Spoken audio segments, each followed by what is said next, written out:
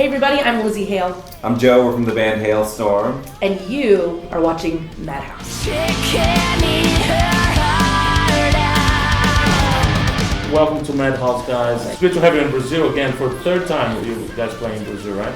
It's always a pleasure to be here. It really is. So first time you played like São Paulo, and second time you played Rock in Rio, right? Yes, and we're back. We're back in São Paulo. Excellent. So, Lzzy, you're the first woman to win the Dimebag Darrell Shatter Award. Yeah. How did it feel like? It was amazing. It's the first time that I've actually ever gotten anything or been acknowledged in that particular way as a guitar player. Everybody thinks of me as a singer, which they should. I do that much better. But yeah, it was quite the honor. The funniest situation there was the Dragon Force guys were presenting it, so of course they tricked me beforehand, and they kept saying like, well, just so you know, we voted for you.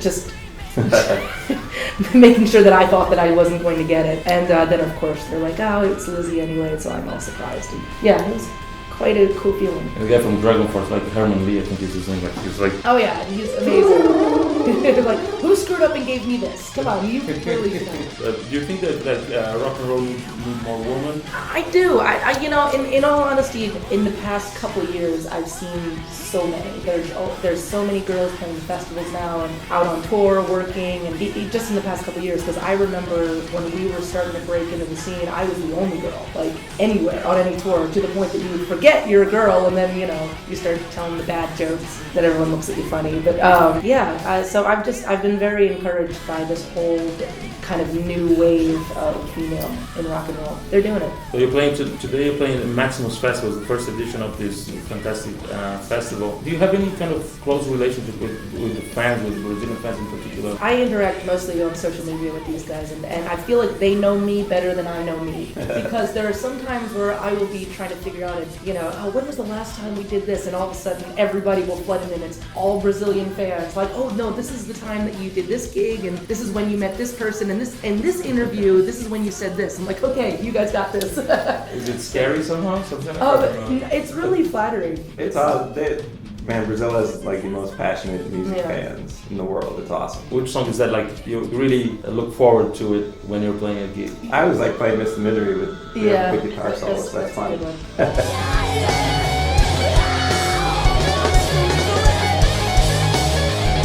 What I look forward to, the blackout moment in the set, which I call it, whereas I don't even remember playing the song because the audience was so crazy. So you go into autopilot, so yeah, I know I'm singing and playing, but I'm really just watching everybody, and making funny faces at everybody because there's so much energy coming to you that you get to the end of the song, like, did we actually even play that song? What happened? What was it? Yeah, so I'm looking forward to that. Great. Is there any highlight of your career that you think of? I think we do it every day. We have a lot of moments where, like, can you believe we're doing this? This is amazing. All of us, we've been doing music since we were teenagers, and if you had told us then that we were going to become like regular visitors to Brazil. How about having Slash playing a solo in one of their songs? Yeah, it's amazing. It's weird how that stuff just builds up over time, and what happens is like, wow, how cool, and it's there, it's forever. It's kind of neat. Yeah, I remember we were playing in Amsterdam with Slash, and he got me out to sing Out to Get Me with him. But beforehand, we're having lunch together, like on the table, and he's such a sweet guy that you forget it's Slash. He's just sitting there, we're talking about weird jokes and all that, and then you get up from the table and you're like, I just had lunch with Slash. That's crazy, So a lot of those moments. Who are the great bands that you think that the new bands that you think that will be huge when all this Metallica, Iron Maiden, or AC/DC retire? I definitely think Disturbed will take that slot. And Avenged Sevenfold is already getting up there. Already big.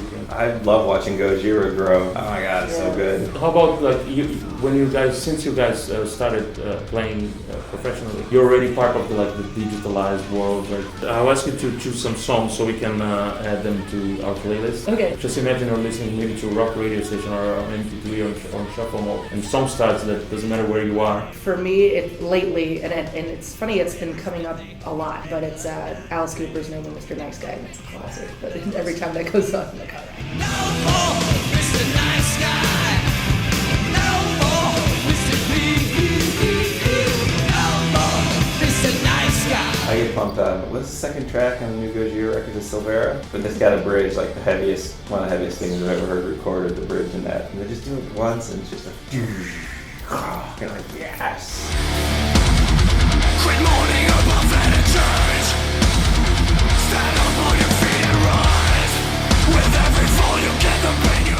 is the song that you wish, when you listen to it, you wish that you have written it? Better Man by Curtem.